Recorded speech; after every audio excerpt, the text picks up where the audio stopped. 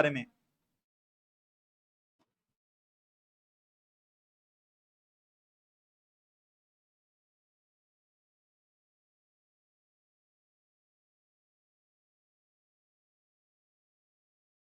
Peninsular plateau region,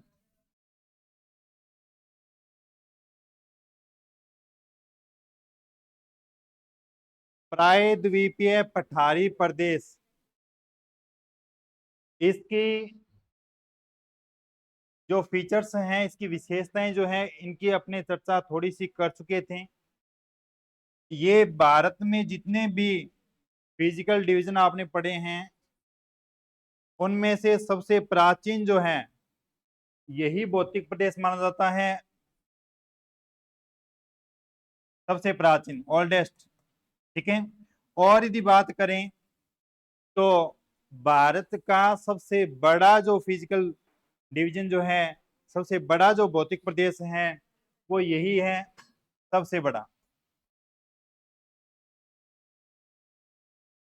और इसे Gondwana land का हिस्सा माना जाता है, part of Gondwana land. Gondwana land का इसे हिस्सा मानते हैं।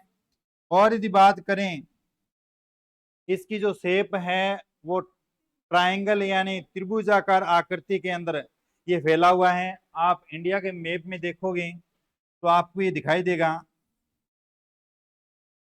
ये इस तरह से इंडिया का मैप है। तो यहाँ पर ये जो प्रदेश है इस तरह से फैला हुआ, ये भाग जो ये आता है प्रायद्वीपीय पठारी प्रदेश, पेनिनसुलर प्लेट्यू रीजन, ये पूरा पार्ट। ठीक है। अगर इसकी बात करें नॉर्थ से साउथ जो लंबाई है, उत्तर से दक्षिण जो इसकी लेंथ पाई जाती है, तो लगभग 1600 किलोमीटर इसकी लेंथ आती है। अगर इसकी एवरेज चौड़ाई यानी एवरेज विड्थ की बात करें तो इसकी एवरेज जो चौड़ाई है वो आती है 1400 किलोमीटर। एवरेज विड्थ कितनी है? 1400 किलोमीटर है। और एवरेज लेंथ कितनी है? 1600 किलोमीटर है। इसकी शेप की बात कर चुके हैं, ये सबसे प्राचीन भूखंड है, सबसे बड़ा भूखंड है। और यदि बात करें तो इस प्रायद्वीपीय पठारी प्रदेश को आगे अपने 3 पार्ट्स में डिवाइड किया था। ठीक है। यानी इसका जो डिवाइडेशन है वो 3 भाग हैं, 3 पार्ट हैं। कौन कौन से हैं अभी?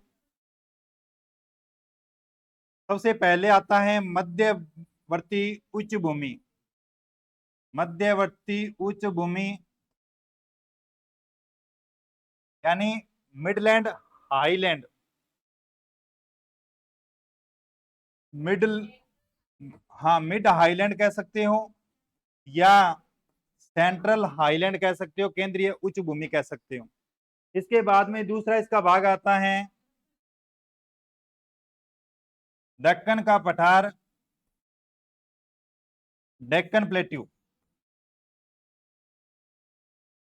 डेक्कन प्लेट्यू।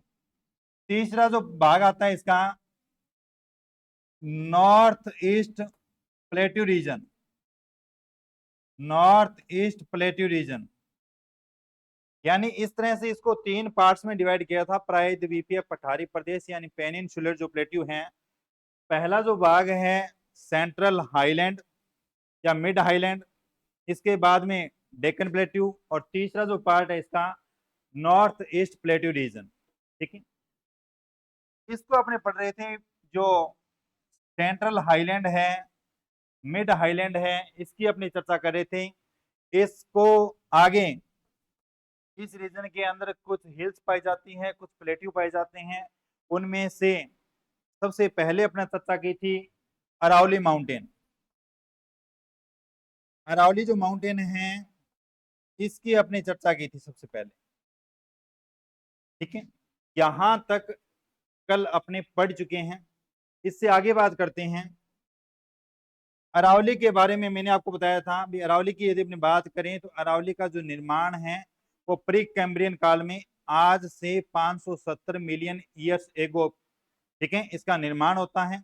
और इसकी जो सबसे ऊंची चोटी है वो कौन सी है? गुरु शिखर है। कितनी हाइट है? 1722 और या 1727 है। भारत के कितने स्टेट के अंदर अरावली माउंटेन फैला हुआ है? हाँ, 3 स्टेट हैं और एक यूटी है। फादर ऑफ अरावली, अरेबियन सी को अरावली का पिता कहा जाता है। और अरेबियन सी के अंदर यदि आप देखोगे तो मिनिकोय जो आइलैंड है उसे अरावली का पिता कहते हैं। यहां तक अपनी बात कर चुके थे। अब देखो इसके बाद में सेंट्रल आइलैंड जो है, इसमें अरावली के बाद में जो पठारी रीजन आता है, प्लेटू रीजन आता है, उसको देखोगे आप। जब आप इंडिया का मैप देखोगे,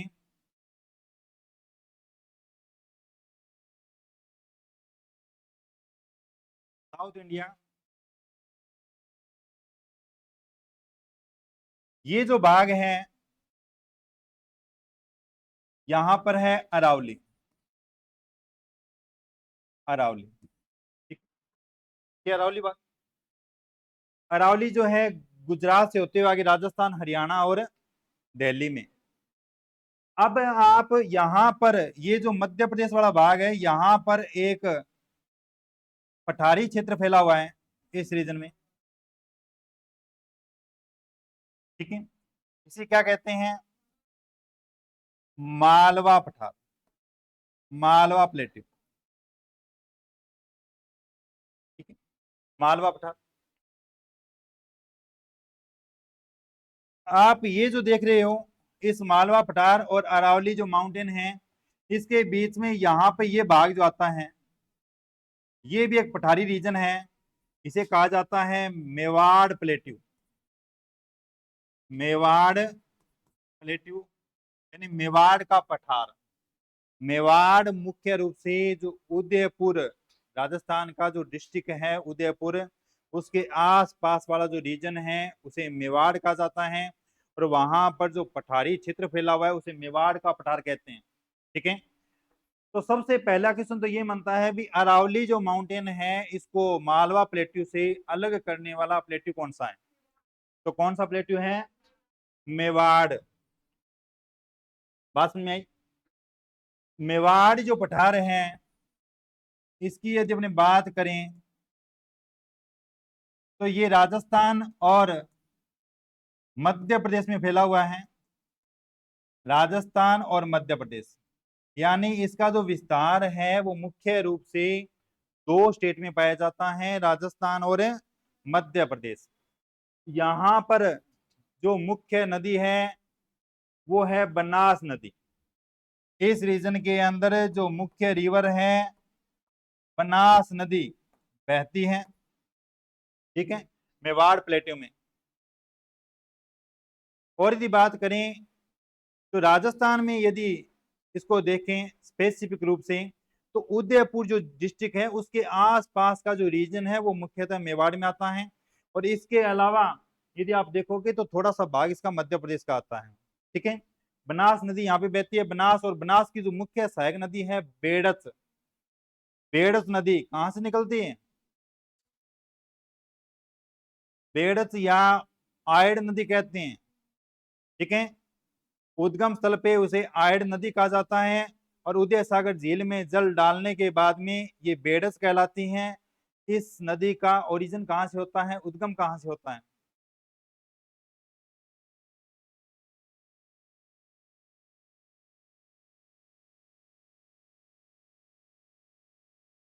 गोगुंदा की पहाड़ियां, गोगुंदा की पहाड़ियां कहाँ हैं? उदयपुर में है गोगुंदा की पहाड़ियां, वहां से निकलती है नदी, ठीक है। तो ध्यान में रखना, मुख्य रूप से जो मेवाड़ क्षेत्र में बनास की सहायक नदी प्रवाहित होती है वो है बेड़स नदी। बेड़स नदी, ये बेड़स नदी बनास की सहायक नदी है। और बनास किसकी सहायक नदी है? चंबल की सहायक नदी है, ठीक है। तो मेवाड़ पठार का थोड़ा सा ध्यान में रखना। इसके बाद में अपनी बात करते हैं मालवा प्लेट्यू। ये जो मालवा का पठार है, इसकी यदि अपनी बात करें, मालवा प्लेट्यू, इसकी यदि अपनी बात करें तो ये जो क्षेत्र है ये मुख्य रूप से राजस्थान और मध्य प्रदेश में फैला है। राजस्थान और मध्य प्रदेश के अंदर फैला हुआ है। इस तरह से दक्षिणी भारत की आप शेप देखोगे तो यहां पर इस तरह से ये आता है राजस्थान, ठीक है, और ये है मध्य प्रदेश। यहां पर अगर अपने इस पूरे क्षेत्र की बात करें, यहां पर ये है मालवा का पठार। कौन सा भाग है? ये पूरा क्षेत्र मालवा का पठार है, ठीक है। यानी यहाँ ये कंप्लीट क्षेत्र आता है मालवा का पठार, जो कि राजस्थान और मध्य प्रदेश में फैला है। अब राजस्थान के अंदर इस पठारी क्षेत्र को, इस प्लेट्यू को हाड़ौती पठार के नाम से जानते हैं। हाड़ौती प्लेट्यू। राजस्थान में इस पठारी क्षेत्र को क्या कहते हैं? हाड़ौती पठार कहते हैं। ये जो मालवा का पठार है, इसको आप देखोगे तो अभी अपने चर्चा की थी भी, यहां पर इस तरह से एक माउंटेन है, अरावली माउंटेन, और इसके दक्षिण में यहां पर आप देखोगे तो इस तरह से एक माउंटेन और आती है, विंध्यन पर्वत श्रेणी, विंध्यन रेंज, और ये है अरावली। तो इन दोनों के बीच का जो पठारी रीजन आता है, प्लेटू रीजन आता है, वो कहलाता है मालवा का पठार। क्वेश्चन पूछा गया है कि विंध्यन पर्वत श्रेणी और अरावली जो पर्वत श्रेणी है, इन दोनों को अलग करने वाला पठार कौन सा है? तो कौन सा है? मालवा का पठार है, ठीक है। अब बात रहती है भी इस मालवा पठार के अंदर कैसी मिट्टी पाई जाती है? भी यहाँ पे आपको सोइल कैसी देखने को मिलेगी?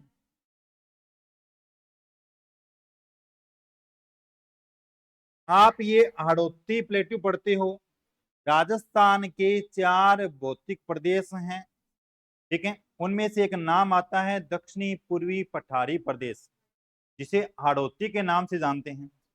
और यहाँ पर आप सोइल कौन सी पढ़ते हो? मध्यम काली मिट्टी, ब्लैक सोइल जो पड़ी जाती है, यहाँ पर पाई जाती है ब्लैक सोइल। देखो आप अधिकतर जो है प्रायद्वीपीय पठार, जो पेनिनसुलर जो प्लेट्यू आप पढ़ रहे हो, उसके अधिकतर क्षेत्र के अंदर काली मृदा ही पाई जाती है। इसका रीजन ये है भी, ये इस पठार का जो निर्माण हुआ है, फॉर्मेशन जो हुआ है, वो हुआ है ज्वालामुखी यानी वोल्केनो एक्टिविटी के द्वारा, ठीक है। और ज्वालामुखी क्रिया के द्वारा इसका निर्माण हुआ है। और यहाँ पर इस रीजन में पाई जाने वाली जो रॉक्स हैं वो है बेसाल्टिक रॉक्स। और इस बेसाल्टिक चट्टानों के टूटने से, इनके विखंडन से जिस मृदा का निर्माण होता है, वो मृदा कहलाती है ब्लैक सोइल, काली मृदा, ठीक है, ब्लैक सोइल। और यही कारण है भी आप इस प्रायद्वीपीय पठार के अधिकतर क्षेत्र के अंदर आप ये ब्लैक सोइल ही देखोगे। तो ये जो मालवा का पठार है, ये किसका हिस्सा है? प्रायद्वीपीय पठार का हिस्सा है, पेनिनसुलर प्लेट्यू का हिस्सा है। तो यहाँ पर ये भी जो पठार का निर्माण हुआ है, ये वोल्केनो एक्टिविटी के द्वारा हुआ है। और यहाँ पे पाए जाने वाली जो रॉक्स हैं वो बेसाल्टिक रॉक हैं, बेसाल्टिक रॉक्स। और इनके विखंडन से किस मृदा का निर्माण होता है? तो ब्लैक सोइल का निर्माण होता है। ब्लैक सोइल या इसे बोलते हैं रेगूर मृदा, ठीक है, रेगूर मृदा कहते हैं। और इसी मिट्टी को कहा जाता है, अमेरिकी जो क्लासिफिकेशन है उसके अकॉर्डिंग वर्टी सोइल। क्या कहते हैं? वर्टीसोल्स, वर्टीसोल्स, ठीक है। तो ये मालवा के पठार के अंदर जो मृदा पाई जाती है वो कैसी मृदा है? ब्लैक सोइल है, ठीक है, बेसाल्टिक चट्टानें पाई जाती हैं। अब देखो यहाँ पर जो नदी बहती है, जो मेन रिवर है इस क्षेत्र में, जिसका अफवाह है, कौन सी नदी है? अभी तो इस रीजन के अंदर बहने वाली जो रिवर है वो है चंबल। ठीक है, चंबल रिवर इस रीजन में बहती है मुख्य रूप से। कहां से निकलती है? मध्य प्रदेश से निकलती है। मध्य प्रदेश से निकलने के बाद में ये जो रिवर है मध्य प्रदेश से निकलने के बाद में इस तरह से बहती है। ठीक है, इस तरह से बहती है, आगे चली जाती है ये रिवर। इस रिवर का नाम है चंबल। ठीक है, तो रिवर हो गई, रॉक्स हो गई, कौन से स्टेट में पाया जाता है। ठीक है, इन सभी की अपनी बातें कर ली। ये है आपका मालवा का पठार। समझ में आया? दोबारा फिर बता देता हूं, अरावली और विंध्यन जो रेंज है इनको आपस में अलग करता है। बेसाल्टिक चट्टानें पाई जाती हैं अरावली और विंध्यन रेंज को। ठीक है, अलग करता है। बेसाल्टिक रॉक्स पाई जाती हैं और ब्लैक सोइल पाई जाती है यहाँ पे। और यहाँ की जो मुख्य नदी है वो है चंबल नदी। ठीक है, इसके बाद में अपनी बात करते हैं। ये तो है मालवा का पठार। इस मालवा पठार से आप ईस्ट की तरफ देखोगे तो आपको एक प्लेट्यू और दिखाई देगा। कौन सा पठार है? हाँ, यहां पर आपको एक पठारी क्षेत्र दिखाई देगा। ये जो है ये पठार कहलाता है बुंदेलखंड। बुंदेलखंड प्लेट्यू। ठीक है, ये जो भाग है ये मालवा पठार का ईस्टर्न भाग है, पूर्वी भाग है। ठीक है, कौन सा पठार है? बुंदेलखंड पठार। ये पाया जाता है मुख्यतः मध्य प्रदेश और उत्तर प्रदेश के अंदर। इसका विस्तार कहाँ आता है? तो मध्य प्रदेश और उत्तर प्रदेश में इसका विस्तार आता है। और यदि बात करें तो ये जो क्षेत्र है ना, ये क्षेत्र ऐसा क्षेत्र है जो सूखे से सर्वाधिक प्रभावित रहता है। ठीक है, यानी ड्रॉट का सर्वाधिक प्रभाव रहता है यहाँ पे। अफेक्टेड बाय ड्रॉट, सूखे से सर्वाधिक प्रभावित रीजन जो है वो यही है। और आप जो सेंट्रल हाईलैंड जो पढ़ रहे हो, केंद्रीय उच्च भूमि जो पढ़ रहे हो, उसमें यदि अपने बात करें पूरे क्षेत्र की तो वहां पर इकोनॉमिकली रूप से जो पिछड़ा हुआ प्रदेश माना जाता है वो यही माना जाता है, बैकवर्ड एरिया। ठीक है, इकोनॉमिकली रूप से बैकवर्ड एरिया जो है वो यही है, ध्यान में रखना। इसका रीजन है भी ये सूखे की चपेट में रहता है। कौन सा पठार है? बुंदेलखंड प्लेट्यू। अब मैंने अभी बात की थी भी यहां पर एक पठारी क्षेत्र है, इस तरफ है, इसका पूर्वी भाग है ये। तो ये तो था मालवा, और यहां से एक रिवर बताई थी। ठीक है, कौन सी रिवर थी? चंबल। ये जो चंबल नदी है ना, ये आगे इसी बुंदेलखंड प्लेट्यू से होते हुए आगे निकलती है। बुंदेलखंड जो प्लेट्यू है इससे होके हुए आगे निकलती है। और इस चंबल नदी के द्वारा बैडलैंड टोपोग्राफी का निर्माण किया जाता है। ठीक है, चंबल नदी जो है विश्व में सर्वाधिक अवनालिका अपर्दन, विश्व में सर्वाधिक अवनालिका अपर्दन के लिए जानी जाती है, गली इरोजन के लिए जानी जाती है। ठीक है, और इस अवनालिका अपर्दन के माध्यम से ये उबड़ खाबड़ भूमि का निर्माण करती है इस तरह से। और ये जो उबड़ खाबड़ जो भूमि है ये कहलाती है bad land topography. Bad land topography, उत्खात भूमि। आपसे यदि ये पूछे भी सर्वाधिक बीहड़ भूमि या सर्वाधिक उत्खात भूमि कौन से पठारी क्षेत्र में पाई जाती है, तो कौन सा क्षेत्र है? बुंदेलखंड प्लेट्यू। हालांकि ये उत्खात भूमि आपको मालवा के पठार के अंदर भी थोड़ी सी दिखाई देती है, मुख्यतः इस सात भूमि या बेडलैंड टोपोग्राफी का जो निर्माण करती है चंबल नदी, वो इसी प्लेट्यू के अंदर करती है, बुंदेलखंड प्लेट्यू जो है। ठीक है। और यहाँ पर पाई जाने वाली जो चट्टाने हैं, मुख्य रूप से रॉक्स जो हैं, वो ग्रेनाइट और निस चट्टाने पाई जाती है। कौन सी रॉक्स पाई जाती हैं? ग्रेनाइट और निस। और इस ग्रेनाइट और निस चट्टानों के टूटने से जिस मृदा का निर्माण होता है, वो मृदा कहलाती है रेड सोइल, लाल मृदा। ठीक है। और यहां पर लाल मृदा पाई जाती है, इस क्षेत्र के अंदर रेड सोइल पाई जाती है। दोबारा फिर बता देता हूं, बुंदेलखंड प्लेट्यू ये मालवा पठार का पूर्वी भाग है। ठीक है। ये मुख्यतः मध्य प्रदेश और उत्तर प्रदेश में पाया जाता है। ये जो पठार है, ये सर्वाधिक सूखे से प्रभावित रहता है। ठीक है।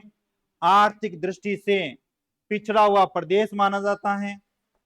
और यहाँ पर बहने वाली जो मुख्य रिवर है, वो कौन सी है? चंबल नदी है।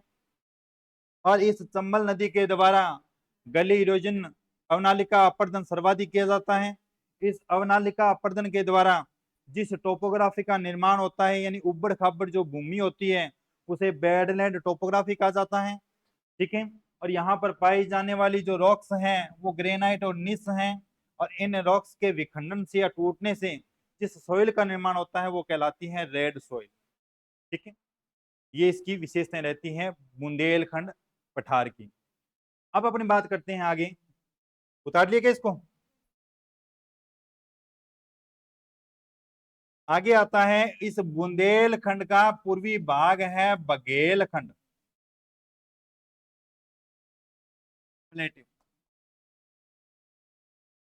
इस बुंदेलखंड का जो पूर्वी भाग है, वो कहलाता है बघेलखंड का पठार। ठीक है। ये बघेलखंड का जो पठार है, ये मुख्यतः फैला है मध्य प्रदेश,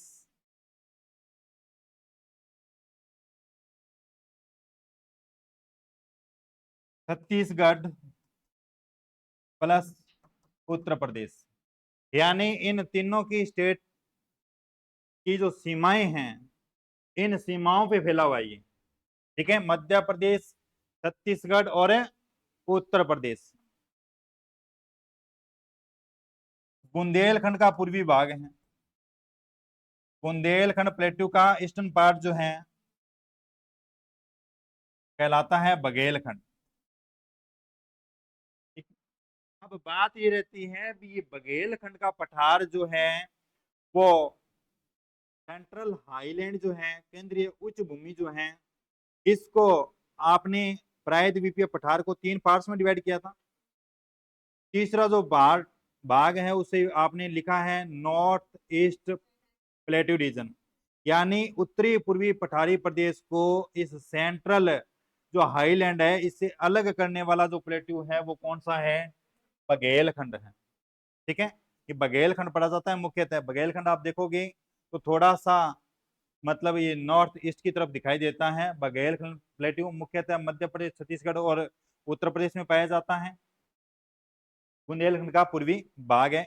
इसका इतना ध्यान में रखना है। अगर रिवर यहाँ पे देखना चाहो, इसमें रिवर जो बहने वाली है, वो है मुख्यतः सोन नदी। इस रीजन के अंदर मुख्यतः सोन नदी बहती है।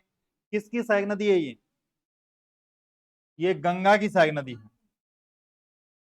गंगा की सहायक, ट्रिब्यूटरी ऑफ गंगा रिवर।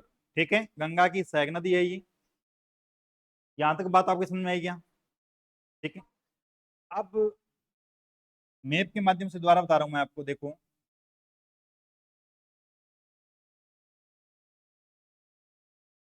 अगर अपने दक्षिणी भारत की बात करें, तो आपने अभी यहां पर जो पठारी प्रदेश पड़ा, ये कौन सा था?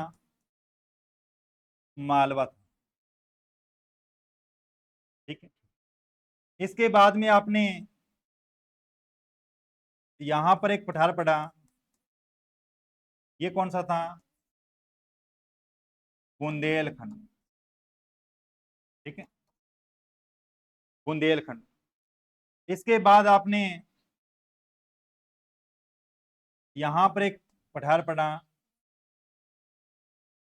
बघेलखंड। ठीक है,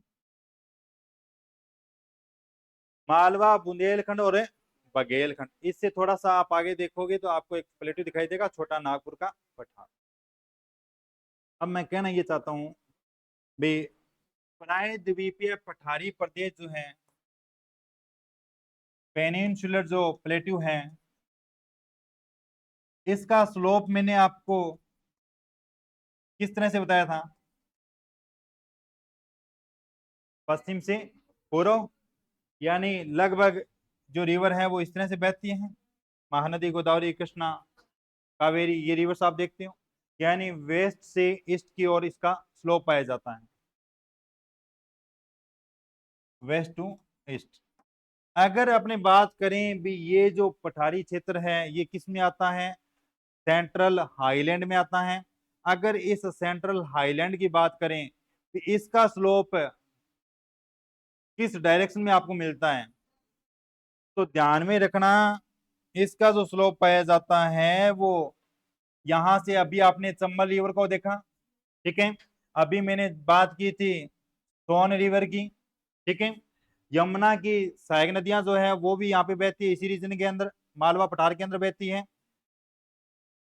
सिंध, केन, बेतवा, इस तरह से बहती है वो रिवर। ठीक है, तो ये जो सारी रिवर हैं ये साउथ वेस्ट से नॉर्थ ईस्ट की तरफ बहती है, फ्लो करती है साउथ वेस्ट से नॉर्थ ईस्ट की ओर। ठीक है, और रिवर्स जो होती है वो हमेशा ही स्लोप के अकॉर्डिंग बहती है, अकॉर्डिंग टू स्लोप फ्लो करती है।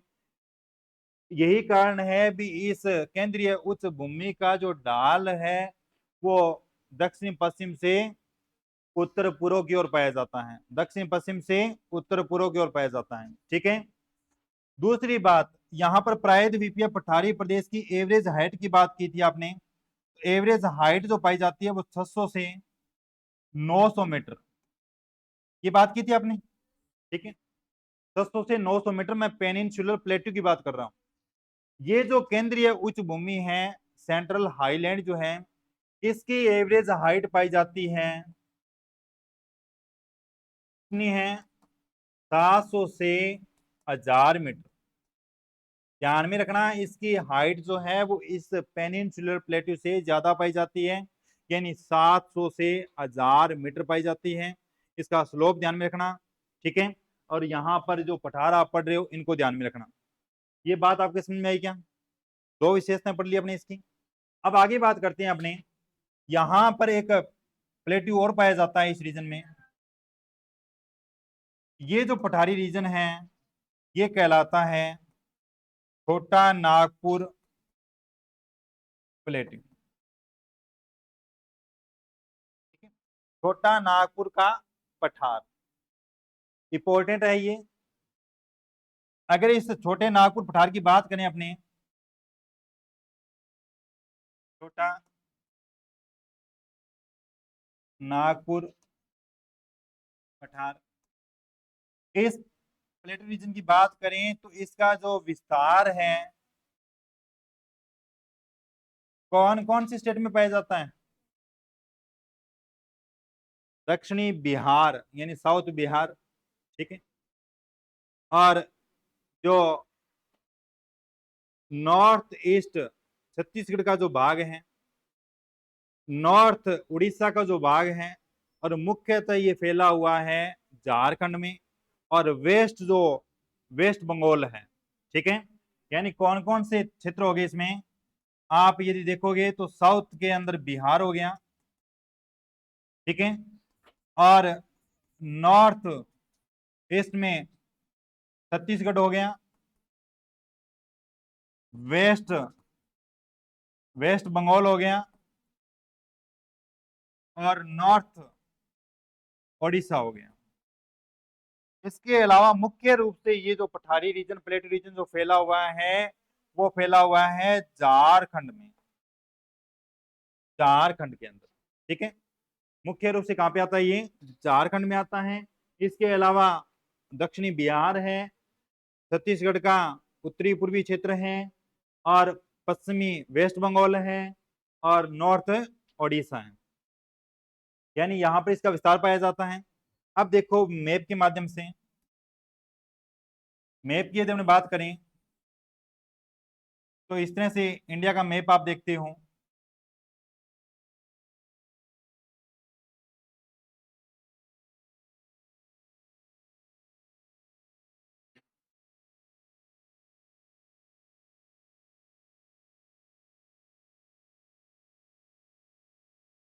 समझ में आ रहा है क्या?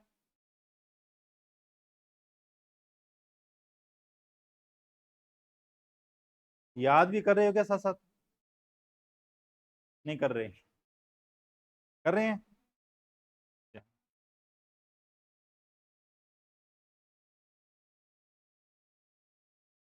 तराई क्या होता है? तराई क्या होता है?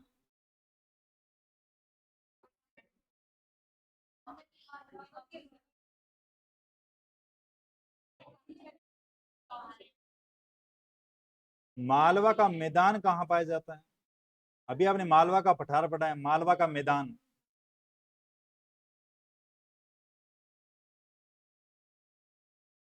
एमपी के अंदर है।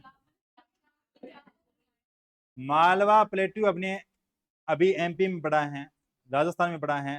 तो इससे पहले मैंने एक बार मालवा के मैदान की चर्चा की थी। ठीक है। सतलज नदी का जो दक्षिणी भाग है पंजाब हरियाणा में जो फैला हुआ है, वो मैदान मालवा के मैदान के नाम से जानते हैं। ठीक है, तो ध्यान रखना उसका। आगे अपने बात करते हैं इस चित्र में। आप देखोगे तो देखो यहां पर है ये चित्र, ये क्षेत्र छोटा नागपुर का पठार। ठीक है, छोटा नागपुर पठार। ध्यान से देखना, इंपॉर्टेंट है ये। अगर बात करें भी इसमें पाई जाने वाली मुख्यतः पहाड़ियां कौन कौन सी है, इस पठारी क्षेत्र के अंदर आप छोटे छोटे पठार भी पढ़ोगे, और ठीक है, और यहाँ पर कुछ हिल्स भी पाई जाती है, उनको भी पढ़ोगे। तो उनको बता रहा हूँ, यहाँ पे पाई जाने वाली जो पहाड़ियां हैं इस पठारी रीजन में, हिल्स जो हैं, उनकी बात कर रहा हूँ कि इस प्लेट्यू रीजन के अंदर कौन कौन सी पहाड़ियां फैली हैं। तो सबसे पहले जो हिल्स आती हैं वो कहलाती है देवगढ़। देवगढ़, ठीक है। इसके बाद में हिल्स कहलाती है डालमा, डालमा हिल्स। इसके बाद हिल्स कहलाती है राजमहल हिल्स, राजमहल हिल्स। ये दोनों झारखंड स्टेट में पाई जाती हैं, झारखंड में, और ये है छत्तीसगढ़ में। कहाँ पे हैं? छत्तीसगढ़ के अंदर। यानी इन आप रेंज को देखोगे, ये जो हिल्स हैं इनको देखोगे तो यहाँ पे आती है ये राजमहल हिल्स, यहाँ राजमहल पहाड़ियां। और इसके दक्षिण में यहाँ पे एक रिवर बहती है, इस रिवर का नाम है महानदी, छत्तीसगढ़ से निकल के आती है महानदी। यानी आप यदि इसकी बाउंड्री की बात करें भी, छोटा नागपुर पठार की नॉर्थ के अंदर बाउंड्री कौन सी हिल्स बनाती है, तो राजमहल की पहाड़ियां बनाती हैं। और साउथ में इसकी बाउंड्री किस रिवर के द्वारा बनाई जाती है, तो महानदी के द्वारा इसकी बाउंड्री बनाई जाती है। यहां तक बात समझ में आई? अब अपनी बात करते हैं भी, ये छोटा नागपुर का जो पठार है, इसमें एक रिवर बहती है मुख्यतः, जो इसको दो बराबर भागों में बांटती है। ये जो पठार है, इससे एक रिवर बहती है, कौन सी नदी है? इस तरह से बहती है नदी है। इस रिवर का नाम है दामोदर, दामोदर नदी, दामोदर रिवर इस छोटे नागपुर पठार को दो पार्ट्स में डिवाइड करती है। इसके उत्तर का जो भाग है, नॉर्थ का जो पार्ट है, वो कहलाता है हजारीबाग प्लेट्यू। क्या कहलाता है? हजारीबाग प्लेट्यू।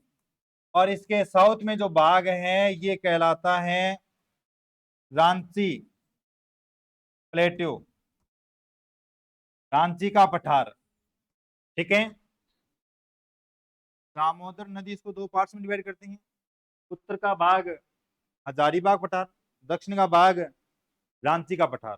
ठीक है, अब देखो ये जो क्षेत्र है ना, ये जो क्षेत्र है, यहां से कोयले का सर्वाधिक प्रोडक्शन किया जाता है, कोक का। और कोयले के अंदर भी कोयले का कौन सा प्रकार? बिटुमेन्स। बिटुमेन्स जो कोक है, इसका मैक्सिमम जो प्रोडक्शन होता है वो यहीं से होता है। ठीक है, और विश्व में यदि बात करें वर्ल्ड की अपने, तो वर्ल्ड में एक क्षेत्र आता है जर्मनी के अंदर, रूहर, रूहर क्षेत्र, जहां से कोयले का मैक्सिमम प्रोडक्शन होता है। ठीक है, तो भारत में यदि बात करें तो कोयले का मैक्सिमम प्रोडक्शन कहां से होता है? हजारीबाग पठार से।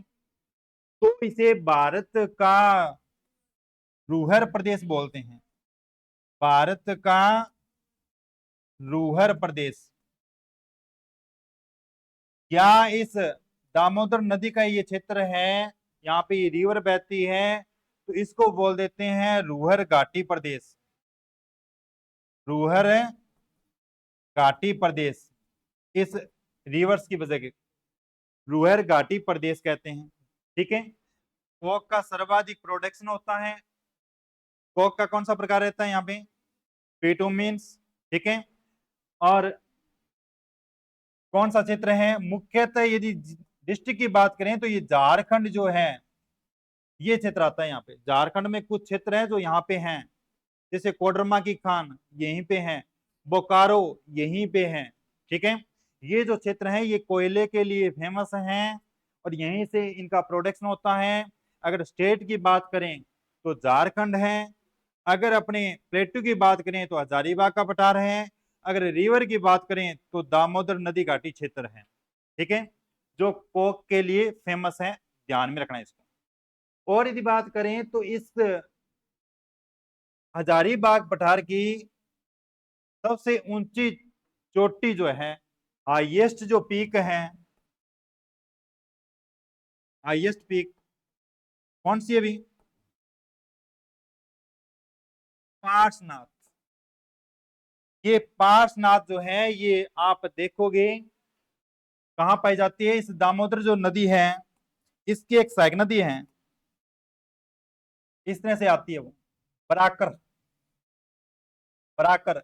और यहाँ पे पड़ती है ये पीक, इस बराकर रिवर और इस दामोदर रिवर के मध्य में पड़ती है पार्श्वनाथ पीक, यानी राजमहल जो हिल्स आपने पढ़ी है उनमें देखी जाती है ये, जो कि इस छोटा नागपुर प्लेट्यू की हाईएस्ट पीक कही जाती है। कौन सी पीक है? पार्श्वनाथ। ठीक है, यहां तक बात समझ में आई? बराकर इस दामोदर रिवर की सहायक नदी है, ये सहायक नदी है बराकर। ठीक है, और यदि बात करें तो ये जो रांची का पठार है आप जो देख रहे हो, इस रांची के पठार से एक रिवर और निकलती है यहाँ से। जब अपनी रिवर पढ़ेंगे उस टाइम पढ़ेंगे, यहां से निकलती है। इस रिवर का नाम है सवर्ण रेखा, सवर्ण रेखा नदी। ठीक है, ये सवर्ण रेखा रिवर इसी रांची के पठार से निकलती है, उड़ीसा से होती हुई आगे इस बे ऑफ बंगाल में चली जाती हैं। और इस रिवर पर एक वाटरफॉल बना हुआ है, हुंड्रू। इस रिवर पर एक वाटरफॉल बना हुआ है, हुंड्रू,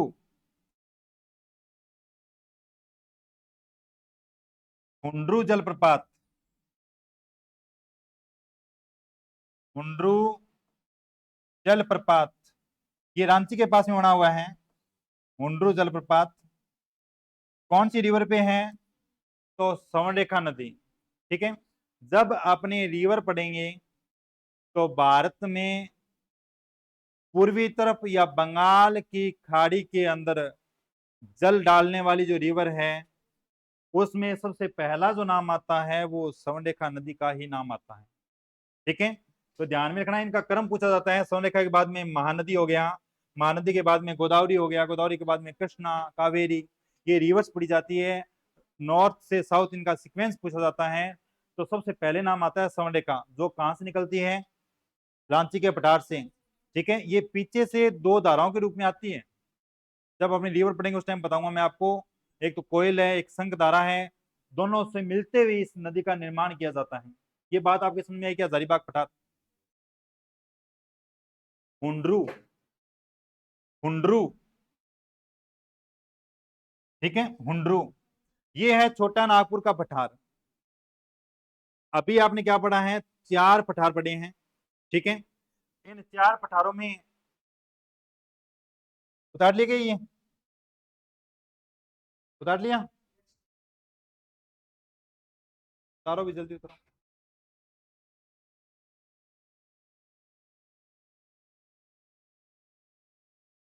बताता हूं, ये दामोदर जो नदी है ना, ये गंगा जो है, राजमहल की जो पहाड़ियां आपने पढ़ी हैं, उतार लिया इसको। इसकी बराकर सहायक नदी है दामोदर की। देखो, आप यदि अभी आपने पढ़ा था ये पठारी क्षेत्र, छोटा नागपुर का पठार, यहां पर आपने इसकी जो नॉर्थ में है राजमहल हिल्स। ठीक है, और इसके नॉर्थ के अंदर बहती है एक रिवर, बहती है यहां से इस तरह से।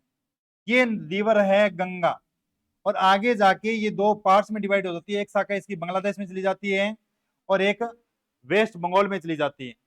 ये गंगा रिवर इसके नॉर्थ में बहती है राजमहल हिल्स के। इसकी 2 शाखाएं आगे जाके एक तो बांग्लादेश में चली जाती है और एक वेस्ट बंगाल में बहती है। ठीक है, और वेस्ट बंगाल में जो बहती है इसका नाम है हुगली। क्या नाम है? हुगली। तो ये दामोदर जो नदी है ये हुगली की सहायक नदी मानी जाती है। इस हुगली में अपना जल डालती है दामोदर नदी।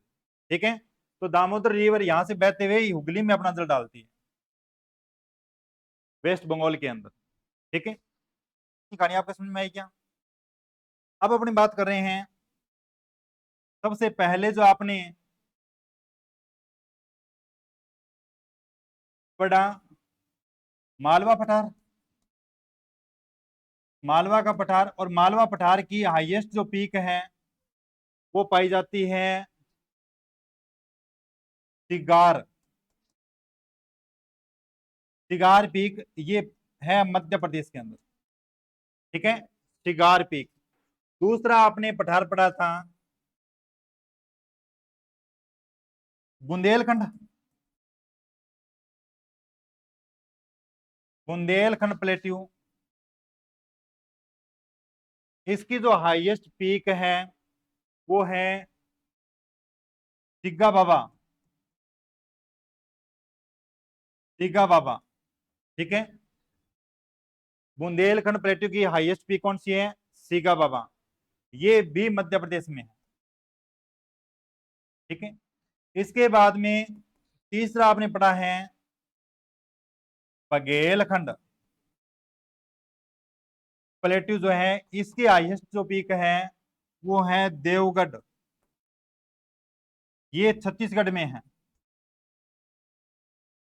जो अभी आपने पढ़ी है छत्तीसगढ़ की पहाड़ियां, सॉरी देवगढ़ की पहाड़ियां, छोटा नागपुर पठार का हिस्सा जो आपने पढ़ा है वहीं पे पड़ती है देवगढ़ पीक जो है। ठीक है, और यदि बात करें तो 4 नंबर पे आपने पढ़ा था छोटा नागपुर प्लेट्यू, छोटा नागपुर पठार। इसकी हाईएस्ट पीक कौन सी है? पार्श्वनाथ। ठीक है, और इससे पहले आपने पढ़ी है गुरु सॉरी अरावली माउंटेन, और अरावली माउंटेन की हाईएस्ट पीक कौन सी है? गुरु शिखर है। ठीक है। यानी सेंट्रल जो हाईलैंड है इसमें आप अभी तक 4 प्लेट्यू पढ़ चुके हो। इसके अलावा 5वां एक मेवाड़ का पठार पढ़ चुके हो। ठीक है, मेवाड़ के पठार की यदि बात करें तो उसकी भी चर्चा अपने ये अरावली का जो दक्षिणी पूर्वी जो भाग आता है वहां पे है। और अरावली माउंटेन की चोटी पढ़ चुके हो। इन चोटियों को अच्छी तरह से थोड़ा सा ध्यान में रखना। ठीक है, इन चोटियों को अच्छी तरह से थोड़ा सा ध्यान में रखना। यहां तक बात आपके समझ में आ गई क्या? ठीक। अब अपनी बात करते हैं। टाइम हो गया क्या?